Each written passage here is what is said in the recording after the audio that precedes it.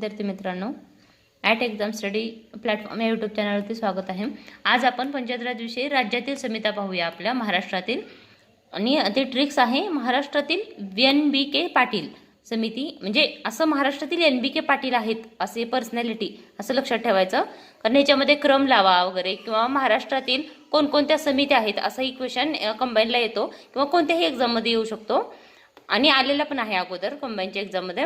तर NN वरून आहे, महाराष्ट्रातील फक्त महाराष्ट्रातील समित्या आहेत याचे ही लक्षात ठेवण्यासाठी कीवर्ड आहे हा। मग NN म्हणजे वसंतराव नाईक 1960 ची समिती आहे। B म्हणजे ल ना बोंगीरवार समिती आणि 1970 ची आहे ही समिती। आणि K म्हणजे बाबूराव काळे समिती 1980 ची समिती आहे। व पाटील म्हणजे PB पाटील 1984 ची समिती आहे ही। व ह्याच्यात ती राज्य स्तरावर स्वतंत्र निवडणूक यंत्रणा राबवण्याची शिफारस केली होती PB पाटील यांनी।